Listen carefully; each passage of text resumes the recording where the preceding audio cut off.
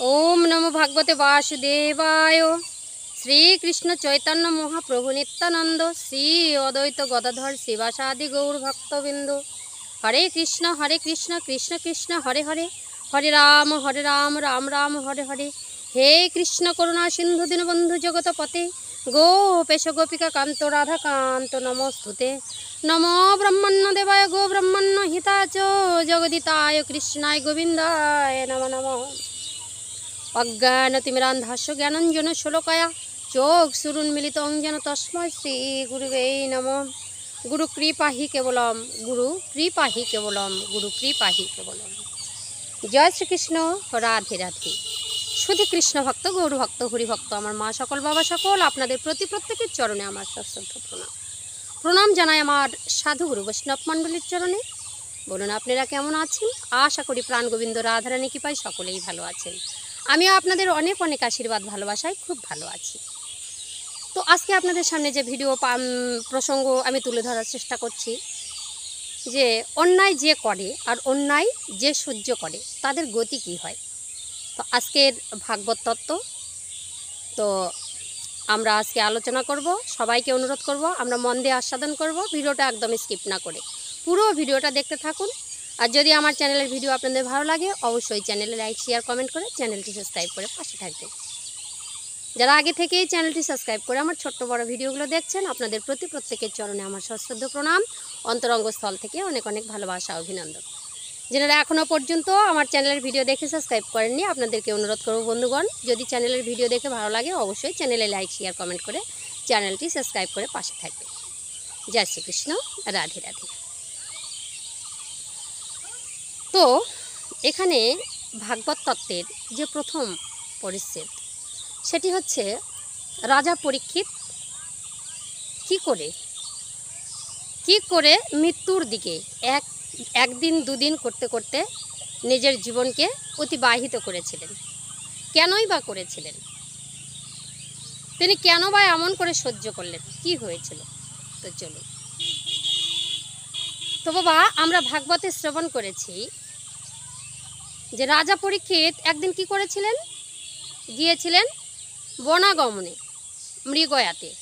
আসবার পথে দেখছেন যে একজন তারই মতো ভদ্রলোক, রাজা পরীক্ষিত তো মহারাজ, তিনি একজন রাজন, আরও একজন রাজন দেখতে বলবান অতীব সুন্দর এক মহাপুরুষ। সে কি করছে, সে কিনা অত্যাচার করছে কার উপর না, গাভী মাতার উপর। একটি গাভী মাতাকে এত জোরে জোরে প্রহার করছে, গাভী মাতার শরীরটা দিয়ে রক্ত ঝরঝর করে পড়ছে। তবু রাজা পরীক্ষিত অবাক হয়ে গেল, কি দেখতে মনে হচ্ছে রাজা। তো রাজার ধর্ম কি? রাজার ধর্ম সবাইকে সুখ দান করা, তাই না? ধর্ম মতে চলা। যদি আমি রাজা হই, আমি যদি লোককে সুখ না দিতে পারি, আমি যদি ধর্মের মধ্যে দিয়ে না চলতে পারি, তাহলে আমার প্রজাগণ তো তাহাই শিখবে। তো রাজা পরীক্ষিত কি করলেন, একটু থমকে দাঁড়িয়ে গেলেন, এক পা দু পা করে এগোতে থাকলেন। গিয়ে সামনে গিয়ে বলছে, এ কি আশ্চর্য ঘটনা, আপনি কি করছেন, আপনি কোথা থেকে এসেছেন? সেই লোকটা এমন আশ্চর্য ঘটনা ঘটাচ্ছিল যে গাভীটাকে প্রহার করছে, গাভীর শরীর থেকে রক্ত বেরোচ্ছে, আর সে যেন অট্টহাস্য করছে, তাতে যেন আনন্দ উপভোগ করছে। তো রাজা পরীক্ষিত বলছে, হ্যাঁ তুমি গাভী মাতা, যেই মায়ের পরে গাভীর স্থান, মা যদি স্তন্যদুগ্ধ দিয়ে না বড় করতে পারে তাহলে গাভীর দুগ্ধ পান করে সন্তানরা বড় হয়, আমরা গাভীকে পূজা করি। আপনি কেন এমন করে প্রহার করছেন? আবার দেখছি তার কত কষ্ট হচ্ছে, শরীর দিয়ে রক্ত ঝরছে, রুধি ঝরছে, সে হাম্বা হাম্বা করে চিৎকার করছে, কেন এমন করে মারছেন? তার কেউ নেই বাঁচাবার মতো তার জন্য। কিন্তু আমার এরিয়াতে, আমার রাজ্যে এইরকম অবিচার আমি সহ্য করি না। এখন আপনাকে আমি কিন্তু কি করব, শাস্তি দিব। আপনি কে? বলছে, আমি হলাম কলিরাজ। কেন এসেছেন, কোথা থেকে এসেছেন? আমি এই ভূমণ্ডলে আবির্ভূত হয়েছি। তো কলির প্রভাবে কি হলো, অন্যায় নেমে এলো। ওই অন্যায় কি করলো রাজা পরীক্ষিত, বলছে তুমি এই যে অন্যায়টা করেছো, যার জন্য তোমাকে আমি অভিশাপ করব, তোমাকে এখান থেকে আমি দেশ ছাড়া করব। সঙ্গে সঙ্গে কি করলেন, ওই পরীক্ষিত রাজ চরণ ধরে বসে গেলেন, রাজন হে রাজন, আমার অপরাধ আপনি ক্ষমা করুন। কারণ একটা হাতের 5টা আঙ্গুল থাকে, সবাই তো আর সমান থাকে না। আপনি তো রাজা, আমিও তো ধরুন আপনার প্রজার মতো। তাহলে যদি রাজার কাছে কোনো প্রজা যদি অপরাধ করে যায়, তাকে কি দেশ ছাড়া করবেন? তার জন্য কি অন্য কোনো শাস্তি বিধান নেই? মহারাজ পরীক্ষিত মনে মনে চিন্তা করলেন, কথাটা ঠিকই, অন্যায় করলেও আমি তো রাজা, প্রজাদের অন্যায় কিছুটা সহ্যও করতে হবে। তো বলছে, বেশ, তোমাকে তাহলে আমি দেশ ছাড়া করব না, তোমাকে 5টা জায়গায় আমি স্থানান্তরিত করে দিলাম। কোথায় কোথায়? যেখানে বাবা নারীর উপর তো অত্যাচার হবে 1 নাম্বার, 2 নাম্বার কি, যেখানে খুন খারাপি হবে, পুরুষরা নেশাগ্রস্ত হবে, আর কি বাবা, আর যেখানে সন্ধ্যাবেলা আহার বিহার অত্যাচার গণ্ডগোল, বাড়িতে ঝগড়া, আর কি বললেন, মদ মাংসের মধ্যে তো আছেই, আর কি বলছে, মার্ডার, কাউকে তুমি মেরে দিলে, সেই রকম জায়গায়। তো 4টা জায়গায় যখন দিয়ে দিল, তো কলিরাজ বলছে, এই মাত্র এই 4টাই জায়গা আমার জন্য, আর কোনো জায়গায় নয়। বলছে, তবে কোথায়? বলছে, সোনাও তো ছিল, সোনার মধ্যে আমাকে রাখতে পারতে না? সঙ্গে সঙ্গে রাজা বলছে, ঠিকই তো, যেই ভক্তরা বেশি সোনা দানা পড়ে, গয়নাগাটি পড়ে, তাদের মনের মধ্যে অহংকারের সৃষ্টি হয়, তো সেখানে তুমি যাই আশ্রয় নিতে পারো। এই যে রাজা পরীক্ষিতের ভুল হয়ে গেল। তো বাবা, অন্যায় যে করে আর অন্যায় যে সহ্য করে, সেও সমান পরিমাণের অপরাধী হয়। এই অপরাধের ফল ভোগ করতে হলো রাজা পরীক্ষিতকে। কেমন করে? রাজা পরীক্ষিত অজান্তেই দাদু দুর্যোধনের ওই সোনার মুটুকটা পরে ওই মৃগয়াতে গিয়েছেন, ছটপট করছে তৃষ্ণায়। যেই না সোনাটা পড়েছে, রাজা পরীক্ষিত তো ওই কলিরাজকে সেই আশীর্বাদটা দিয়েছিলেন, সোনার সঙ্গে সঙ্গে শট করে ঢুকে গেল, মাথাটা বিগড়ে গেল বাবা। আর মাথাটা বিগড়ে যাবার সঙ্গে সঙ্গে যখনই ছটপট করছে, জল জল চিৎকার করছে, বুকটা যেন জ্বলে পুড়ে ছাই হয়ে যাচ্ছে প্রখর রোদ্দুতাপে, সামনেই দৌড়াতে দৌড়াতে দেখলো সেই তোমার হচ্ছে সিংহঋষির আশ্রম। সেখানে গিয়েই ডাকছে, ওগো শোনো না, আমাকে একটু জলদান করো না, আমার একটু প্রাণটা রক্ষা করো না। বারবার ডাকছে, বারবার ডাকছে, বারবার ডাকছে, বলছে আমার প্রাণটা যে ফেটে যাচ্ছে, একটু কিছু করুন না। কিছুতেই সেই ঋষিমশাই সাড়া দিলেন না। কেন? তিনি তো ভগবানের সঙ্গে লিপ্ত হয়ে আছেন, তিনি তো ধ্যানমগ্ন হয়ে আছেন। সে রাজা পরীক্ষিত ভাবল, না না, এমন করে হবে না, অত্যাচার করতে হবে। কেন? কলির প্রভাবে এমন অত্যাচার। কিন্তু মাথাটা বিগড়ে গেল ধর্মরাজ, ধর্মরাজ যে যুধিষ্ঠির তার নাতনি রাজা পরীক্ষিতের। কেন? ওই সোনার মধ্যে কলি প্রবেশ করেছে। আর সঙ্গে সঙ্গে একটা মৃত সর্প নিয়ে সঙ্গে সঙ্গে বান ছিঁড়ে দিল, গলার মধ্যে পড়ে গেল। দৌড়াতে দৌড়াতে ছেলেরা ঋষিপুত্র দৌড়ে যায়, বলছে, যে শোনো সমিত কুমার, তোমার পিতাকে একজন রাজন এইভাবে অত্যাচার করেছে। বলছে, একে দেখো, ওই সমিত কুমার কিন্তু আশ্চর্য ধরনের একটি ছেলে ছিল, সে ছোট নয়, ছোট হলেও তার জ্ঞানটা অনেক বেশি ছিল। সে এমন একটা ঋষিপুত্র, তো যদি বাবা পিতামাতা যদি ভক্ত হয়, পিতামাতা যদি ভজন সাজনে পটু হয়, তার সন্তানও কিন্তু তদ্রূপ আচরণ পায়। তো সন্তান যারা, আমি বেশি কথা বলতে যাব না, যাক, তো সমিত কুমার যেটা বলতো সেটাই হয়ে যেত, সেটাই ফলে যেত। তো ঋষিপুত্ররা জানতো। ছুটতে ছুটতে এসে দেখছে রাজা পরীক্ষিত সেখানে নেই। সঙ্গে সঙ্গে বলছে, রাজন, তুমি যে অপরাধ করেছো তার কোনো ক্ষমা নেই, তোমাকে আমি অভিশাপ করলাম, এই যে 7 দিবসের মধ্যে তোমার মৃত্যু হবে, 7 দিবসের মধ্যে মৃত্যু হবে। একজন ঋষিপুত্র ছুটতে ছুটতে ছুটতে ছুটতে রাজার পিছন দিকে ছুটতে ছুটতে গিয়ে বলছে, রাজন, আপনাকে তো রাজা, আপনি রাজামশাই, যে অন্যায়টা আপনি করে এসেছেন, ওই সমিত কুমার আপনাকে কিন্তু অভিশাপ করেছে, এই 7 দিনের মধ্যে আপনার মৃত্যু হবে। দেখুন, এখানেও একটা ভুল হয়ে গেল। শুনে রাজা পরীক্ষিত একটুও বিস্ময় বোধ করলেন না, বিস্মিত হলেন না। বিস্মিত হলেন না কেন? সেখানে যখনই ছিল, তো রাজা পরীক্ষিত কিন্তু ইচ্ছা করলেই, সে তো রাজা, সে তো কিছু করে তার চরণে পড়ে সে কিন্তু যদি একটু আনয় বিনয় করতো, সেখান থেকে তাকে মুক্তিও দিতে পারত। কিন্তু রাজা পরীক্ষিত সেটা করলো না। বলছে, আমি রাজা, আমি যদি ওই অন্যায়ের প্রতিবাদ যদি করতে যাই, বা আমি যে অন্যায় করেছি, যে রাজমুকুটটা খুলে দিল, সঙ্গে সঙ্গে তার মনে পড়ে গেল, এ কী করলাম, আমি এত বড় একটা অন্যায় করে ফেললাম, এই অন্যায়ের তো ক্ষমা হয় না। তো আমি যে, কেউ যদি অন্যায় করে তাকে আমি শাস্তি দিই, কিন্তু আমি যে এখন অন্যায় করেছি, আমাকে কে শাস্তি দেবে? তাহলে আমার অন্যায়টা আমার মাথা পিতে নিতে হবে। সঙ্গে সঙ্গে বলছে, ঋষি কুমারের যে অভিশাপ, সেটা যেন আমার মধ্যে ফলে। আশ্চর্য ঘটনা। সে কী করলো, বাড়িতে ছুটতে গেল। আর এই দিকে সমিত কুমার সঙ্গে সঙ্গে মনের মধ্যে চৈতন্য উদয় হলো, যেই কলির প্রভাবটা সেখান থেকে কেটে গেল। সঙ্গে সঙ্গে বলছে, আমি কি করলাম, আমি একটা মহারাজকে, একটা রাজামশাইকে আমি অভিশাপ করে ফেললাম, এটা আমি বড় অন্যায় করেছি।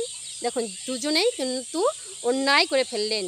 তো এখানে একটা কথা হচ্ছে, যে অন্যায় করে আর অন্যায় সহ্য করে তারা কিন্তু সমান অপরাধী। তো এখানে যদি অন্যায় যারা করে তার বিরুদ্ধে যদি আমরা কথা বলি, তার বিরুদ্ধে যদি একটু ফুপিয়ে উঠি, একটা সিনেমাতে ছিল যে তুমি কিছু না করতে পারলে একটু ফোঁস তো করবে, একটু ফোঁসও করা উচিত, যে বিপরীত পক্ষ তোমাকে কি খিঁচে মেরে দিয়ে গেল, তুমি কিছুই বললে না, এটা কিন্তু তোমার অপরাধ। তো যদি মুখামুখি সেই জিনিসটা সমাধান করা যায়, তাহলে দুজনেই কিন্তু পাপ থেকে একটু, পাপভাগী থেকে একটু উদ্ধারের পথটা জানে, যে একটু তার কিছু হলে একটু পূর্ণতা হয়। আর কিন্তু যে অন্যায় করে গেছে, যে তাকে অন্যায় করলো, তাদের কিন্তু দুজনেই একই অপরাধী। তো কি করলো, সমিত কুমারের জ্ঞান উদয় হলো, পিতার কাছে বলল। পিতা বলছে, কেন তুমি এমনটা করলে? বলছে, আমি জানি না পিতা, কি যে হয়েছিল আমি জানি না। দেখুন এই যে কলির প্রভাব। রাজা পরীক্ষিত গৃহের মধ্যে গেলেন, কিচ্ছু নিলেন না, কিচ্ছু প্রয়োজন হলো না। সঙ্গে সঙ্গে রাজমুকুট রাজবেশ খুলে টুলে সঙ্গে সঙ্গে ওই গঙ্গার তীরে গিয়ে ছোট্ট পর্ণকুটির বেঁধে সেখানে থাকতে ধরলেন। সেখানে থাকতে পারেন। তো আগের মানুষ তো গঙ্গাকে পুরো পবিত্র ভূমি মনে করতেন। তো গঙ্গার নিকটে কেউ যদি বাড়িতে যদি একটা কোনো দুর্ঘটনা ঘটতো বা অশান্তি হতো বা গৃহত্যাগ করতো, ওই সেই হচ্ছে পতিত পাবনী গঙ্গার তীরে গিয়ে তারা কিন্তু আশ্রয় নিতেন। তো একই ঘটনা, রাজা পরীক্ষিত কী করলেন, ওই পতিত পাবনী গঙ্গার নিকটে গিয়ে ছোট্ট কুটির বেঁধে কিন্তু আশ্রয় নিলেন। তো প্রত্যেক দিন সবাইকে বলছে, ওগো শোনো না, গঙ্গার তীরে থাকে আর বলছে আমার একটু উদ্ধারের পথ করে দাও না, আমি কি করলে উদ্ধার পাবো, আমি কি করলে আমার মৃত্যুটা ভালো হবে, মরণ যন্ত্রণার হাত থেকে বাঁচবো আমি। তক্ষক সাপে যে মৃত্যু আমাকে যে দংশন করবে, সেই বিষক্রিয়া, বিষক জ্বালা, সেই বিষ জ্বালাটা থেকে আমি উদ্ধার পেতে পাই। মানে আমি 7 দিনেই মরবো, আমি ঠিক আছে, আমার মরণটাই ঠিক আছে। আমি যদি এই বেঁচে থাকতেই যদি আমার পাপের যদি কর্মগুলো যদি আমার ভোগ করতে হয়, তাহলে আমি অতি উত্তম, তাহলে আমাকে ওই পরপারে গিয়ে কোনো পাপ আমাকে সহ্য করতে হবে না। সবাই যায় আর চরণ ধরে ধরে সবাইকে বলে, সবাই অনেক রকমের বিধান দিল, অনেক রকম বিধান দিল। বলছে তুমি এতদিন ধরে নিরামিষ খাও, এত কিছু করো, এই করো সেই করো, সাধু সঙ্গে হ্যান করো, মেলা কিছু বলেছে। তো রাজা পরীক্ষিত মনে মনে চিন্তা করলো, আমার কি সেই সময়টা আছে? আমি কি ততদিন বাঁচতে পারবো? সময় তো বহু অতিক্রম করেছি, অতদিন পর্যন্ত এত কিছু করতে পারলাম না, এত আচার বিধান আমার দ্বারা সম্ভব নয়। আমি তাহলে কি করে মুক্তি পাবো? আমি কি করে মুক্তি পাবো? দেখতে দেখতে দেখতে দেখতে একজন বাবা কি আসছে, একজন হচ্ছে সাধক আসছে, যে দ্বৈপায়ন ব্যাসদেব পুত্র সেই সুখদেব। তো সুখদেব ওই দিক থেকে যাচ্ছিলেন। তো সুখদেবের মাত্র মানুষের বাড়িতে কতটুকু সময় ব্যয় করে, যতটুকু একটু গাভীটা দহন করতে যে সময়টা লাগে, সেই সময় কৃষ্ণ নাম হরিনাম করে ভিক্ষা কিন্তু গ্রহণ করে, আর করে কিন্তু ভগবানের জন্য সেবা লাগে। তখনই সুখদেবের সঙ্গে দেখা হয়ে গেল। রাজা পরীক্ষিত বলছেন, ঋষিবর, আমি কি করব, কি করলে আমার আত্মা বা মুক্তি হবে, আপনি একটু বলুন।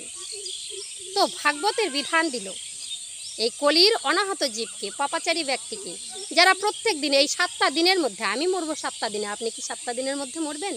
7ম দিন মানে শনি রবি সোম মঙ্গল বুধ বৃহস্পতি শুক্র, এই যে 7টা দিনের মধ্যে প্রত্যেকটা জীবকে মরতে হবে। আর প্রত্যেকটা জীবকে এই তক্ষক সর্পের হাত থেকে, দংশনের হাত থেকে কেউ মুক্তি দিতে পারবে না, এতই মৃত্যু যন্ত্রণাটা প্রত্যেকটা জীবেরই কিন্তু এটা হবে। তো ভাগবতে প্রমাণ দিলেন। আমরা নানানটা ব্যাখ্যা দেখেছি, যে তক্ষক সাপ শুধু মনে হয় যে সেই পরীক্ষিত রাজাকেই দংশন করবে বা হ্যান করবে, বা অনেক কিছু বিধান যে আমরা দেখেছি, যে মৃত্যুটা মনে হয় সবারই এরকম হবে না। তো সবারই একইভাবে ওই একই এই 7টা দিবসের মধ্যেই মরতে হয়। তো ভাগবত বিধান দিলেন। সুখদেব বলছে, মানুষের কলিযুগের মুক্তির পথ কি জানেন? গৌরহরি আমাকে দেখিয়ে দিয়ে গেলেন। অনাচারী ব্যক্তি যখন শিশুকাল থেকে, বাচ্চাটা যখন বড় হবে, কলির প্রভাবে সেই সন্তানটা কী করে, প্রথমেই পিতামাতার কথা শুনতে চায় না। তারপরে কি হলো, একটু বড় হলে যুবক যুবতীর মানে প্রেম ও ক্রিয়া প্রতিক্রিয়ার, তারপরে সংসার জীবন, পিতামাতাকে ভাত দেয় না। তাদের কর্মের ফলে এই যে অন্যায়, ছোটোবেলা যে অন্যায় করলো, মাতা পিতা কিছু বলে না কেন? কলির প্রভাব। একটি করে সন্তান নিয়েছি, কিছু যদি বলে ছেলেটা যদি আত্মহত্যা করে, এটা তো কলি যুগের জন্য এসেছে। আত্মহত্যা, এই যে নরক যন্ত্রণা, এগুলো সব কিছু, এই যে জ্যান্ত থেকে যে নরক যন্ত্রণাগুলো, এগুলো কলির প্রভাবে হয়েছে। মেয়েরা একটু বড় হচ্ছে, একটু ছোট ছোট পোশাকের দিকে, ছেলে মেয়েরা কারো কথা শুনছে না, শুধু টাকা হলেই হবে, যে কোনো বেশ ধারণ করে আমরা টাকা ইনকাম করলেই হবে, যে কোনো পুরুষের সঙ্গে আমরা মেলামেশা করলেই হবে, যেভাবেই হোক আমাদের টাকা, আমাদের ক্ষুধা, আমাদের লক্ষ্য পূরণ, এটা হচ্ছে কথা। সন্তানদেরকেও কোনোদিনও বাধা দেয়নি। কিন্তু শিশুকাল পার হয়ে, যৌবনকাল পার হয়ে যখন আমার সংসার জীবনে পদার্পণ করে, তখন ওই মায়েরাই যে অন্যায়গুলো সন্তানদের সহ্য করলো, ঠিক সঠিক পথটা অবলম্বন করালো না, সেই মা আর বাবারাই সেই বৃদ্ধাশ্রমে ভিড়। কারও দোষ নয়, আপনারও দোষ নয়, আমারও দোষ নয়, কলির প্রভাবে এটা হচ্ছে। এটাতে এবার সবাই দেখছে যে কলি যখন পদার্পণ করেছে, সমাজটা ধীরে ধীরে ভিন্ন আকার ধারণ করছে। কেমন, আগের সন্তানরা পিতামাতার কথা শুনতো, 4টা-5টা সন্তান কেউ পিতামাতাকে জ্বালায়নি, মা বাবার প্রতি কেউ প্রতিক্রিয়া করেনি। আবার কি করেছে, সংসারে যা ধর্ম অধর্ম সব কিছু জেনেছে, তাদের আয়ু বৃদ্ধি ছিল। কিন্তু এখন সেটা বিপরীত দিকে যাচ্ছে। প্রত্যেকটা ব্যক্তির মধ্যে এই যে খাই খিদা ভাব, এই যে সবসময় হাউমাউ চাউমাউ, টাকার নিশায় ছোটা, যে কোনো ব্যবহারে, যে কোনো পরিবর্তনে, যে করেই হোক না কেন অর্থের বিনিময়ে ছোটা, মানে স্বার্থের মধ্যে এই যে ছোটা, এটা একটা পরিবর্তন। দেখুন যে এমন সাধকরা আছে, সুন্দর একটা ড্রেস পরে, এই যে নামাবলী গায়ে দিয়ে, এই যে তিলক মালা পরে, তারাও কিন্তু এই খাই অবস্থাটা দেখুন। কয়েকটা বৈষ্ণবের মধ্যে একটা হিচাহিচি, কয়েকটা ব্রাহ্মণের মধ্যে একটা হিচাহিচি, সমাজের মধ্যে কারো সঙ্গে কারো বন্তি পড়ে না, যারা একটু কৃষ্ণ নাম হরিনাম করবে বসে, তাদের প্রতি একটু আঘাত হানা। এটা তো রাজা পরীক্ষিত দেখালেন যে কোনো সাধক বসে ধ্যান করছেন, তাকে গিয়ে সেই কলির প্রভাবের ফলে তার গলার মধ্যে সেই হচ্ছে মৃত সর্প ধারণ করে দিলেন। তো এটা তো আজকের ঘটনা নয়, কলির প্রথম যখন শুরু হয়েছিল, যখন গৌরাঙ্গ মহাপ্রভু আমার এই পৃথিবীতে পদার্পণ করেছিলেন, তখনও এরকম ঘটনা হতো। সেই জগাই মাধাই, সেই জবান হরিদাসকে কত রকমের অত্যাচার করা, এই যে সব কিছু, যারা একটু ধর্ম করবে তাদের প্রতি একটা অত্যাচার, এগুলো কিন্তু চলে এসেছিল সেই কলির প্রভাব, সেই তোমার হচ্ছে সেই দাপর যুগ থেকে। যেই পুত্রটাকে যে পেটের মধ্যে, গর্ভের মধ্যে ছিল, শ্রীকৃষ্ণ নিজে বাঁচালো, সেই মহাপুরুষ তখন কি করলো, ওই সুখদেবের শরণাগত হলো। আপনি আমাকে একটা বিধান দিন যে মৃত্যু যন্ত্রণার হাত থেকে আমি রক্ষা পাবো, মৃত্যু হবে কিন্তু যন্ত্রণাটা হবে না, যন্ত্রণাটা হবে না। তো ভাগবত বিধান দিল আমাদের মৃত্যু, মানে এই পথের, মানে কলিযুগের মানুষের 9টা পথ দিল, যেই পথটা অবলম্বন করলে আমরা স্বর্গের সিঁড়িতে পৌঁছে যেতে পারবো। 1 নাম্বার কি, শ্রবণ। 2 নাম্বার কি, কীর্তন, নববিদ্যা ভক্তির কথা বললেন। 2 নাম্বার কীর্তন, তারপর 3 নাম্বার বলছে স্মরণ, তারপরে 4 নাম্বার বলছে পদসেবা, 5 নাম্বার বলছে অর্চন, 6 নাম্বার বলছেন বন্দন, 7 নাম্বার বলছে দাস্য, 8 নাম্বার বলছে সখ্য, আর 9 নাম্বার বলছে আত্মনিবেদন। এই যে 9টা বিধান দিল, আমি কোন বিধানের মধ্যে পড়বো বাবা? পাঠের কথা এখানে বলা নেই, এখানে বলেছি শ্রবণ করুন। কি করুন শ্রবণ? ভাগবত শ্রবণ করুন।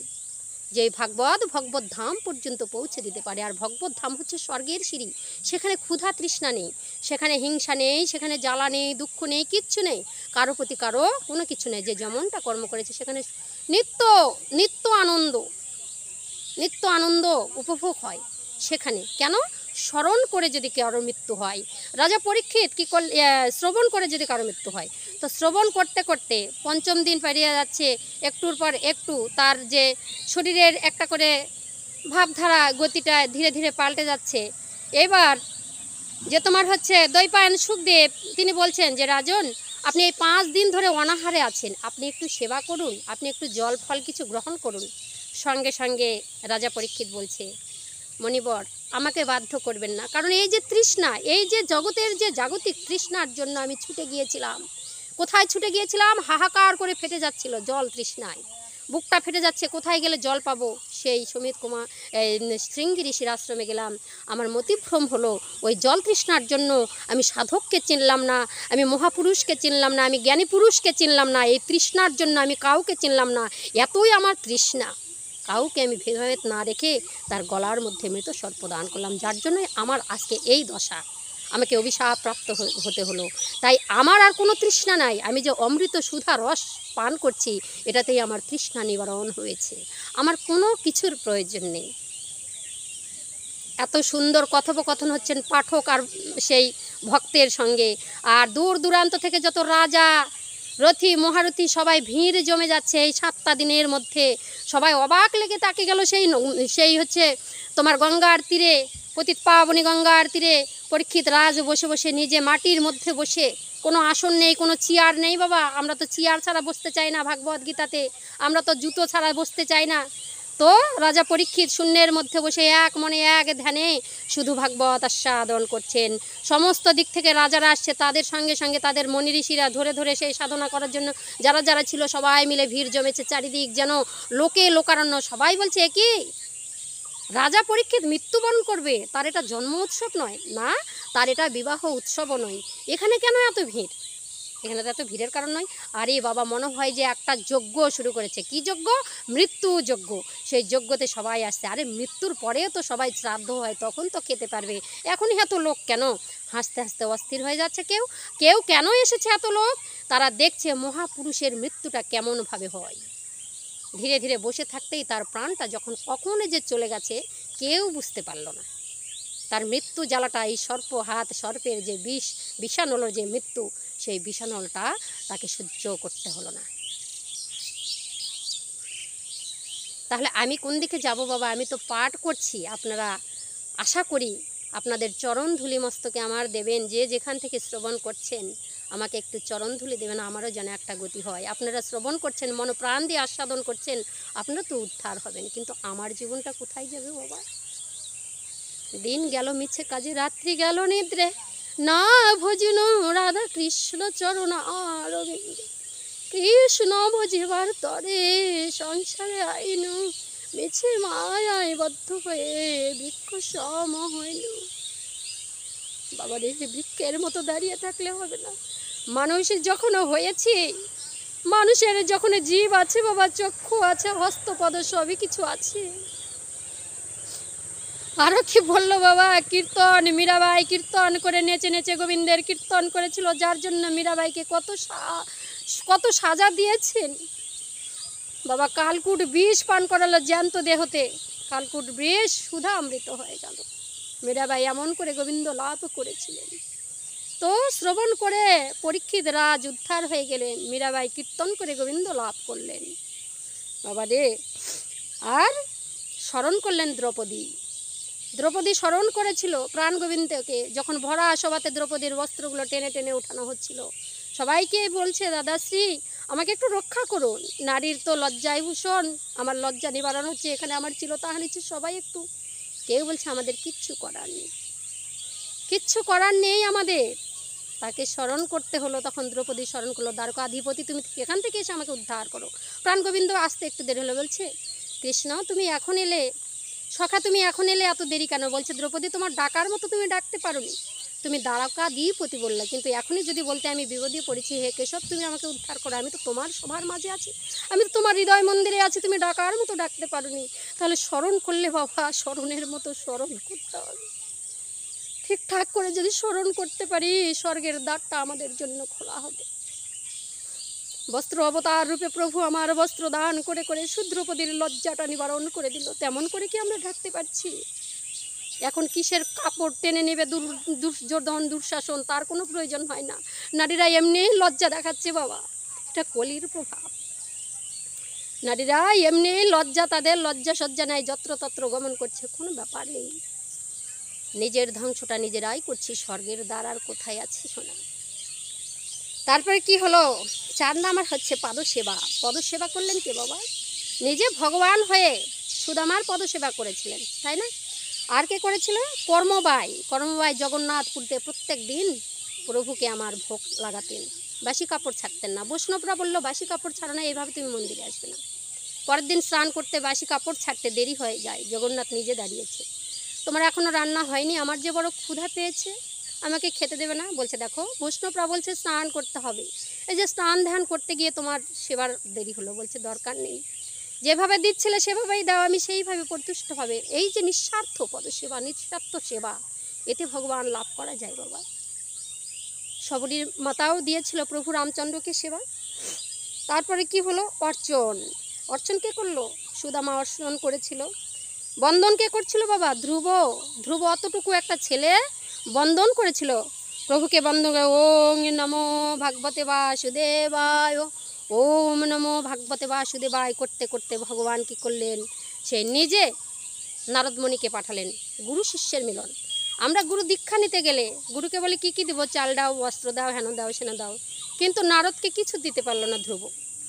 ধ্রুব যখন বলছে গুরুদেব আমি কি দিয়ে তোমার সেবা করব, বলছে গুরুর আদেশ করা। আদেশ শিষ্য যে পালন করবে, অক্ষরে অক্ষরে পালন করলেই সেটাই দক্ষিণা স্বরূপ গৃহীত হয়। তাহলে দেখলেন গুরু আর সেই শিষ্যের মধ্যে কেমন ভাবধারা? আমরা তো অন্যভাবে দেখি। এইভাবে বন্দন করা, চরণ বন্দন করো, গুরুর চরণ। তারপর বলছে দাস্য। সে কী বলছে? দাস্য প্রেম কে করেছিল বাবা?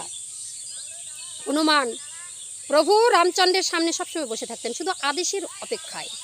আদেশ করলেই সঙ্গে সঙ্গে বলে দিবে জয় শ্রীরাম, যা কিছু করতে পারো। এটা দাস্য প্রেমের কথা ছিল। তারপর কি বলছে?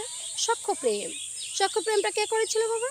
কৃষ্ণের যে রাখাল বন্ধুরা ছিল তারা সখাভাবে ভগবানকে লাভ করেছিল। তারপরে কি বলছে? আত্মনিবেদন কে করলো? প্রহ্লাদ। প্রভু আমি কিছু চাই না, আমি শুধু তোমাকে চাই, তোমার চরণ তলে আমি আত্মনিবেদন করে দিলাম।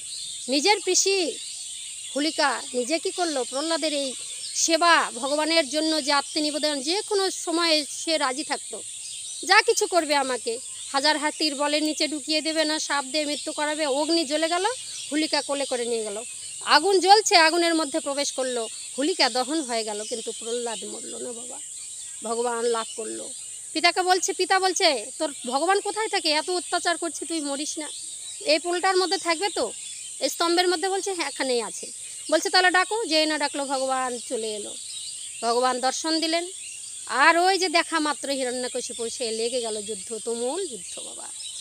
যুদ্ধ করতে করতে যখন হিরণ্যকশিপুরকে বধ করে দিলেন, তখন প্রহ্লাদ গিয়ে বলছে ভগবান আমার পিতার এই পেটটা কেন চিনলে? তুমি কি মাংস খাও? বলছে না আমি খাই না। আমি দেখলাম এই নারী থেকে 3টা নারী টেনে টেনে বের করছে। এই নারী, রাক্ষসের নারী থেকে তোমার মতো ভক্তের জন্ম কোথা থেকে হলো? বলছে বেশ। প্রহ্লাদকে বলছে তোমার সেবা পূজায় আমি সন্তুষ্ট হয়েছি, কি চাও বাবা? কি চাও ভক্ত? বলছে আমি কিচ্ছু চাই না দয়াময়, আমি তোমাকে আমার শরীরটাকে তোমার চরণে নিবেদন করে দিতে চাই। তিনি তো করেছিলেন বলিরাজও তার চরণের তলে পড়েছিলেন। বলিরাজও ভগবানকে লাভ করেছিলেন বামল রূপে। বাবা এই হচ্ছে আত্মনিবেদন।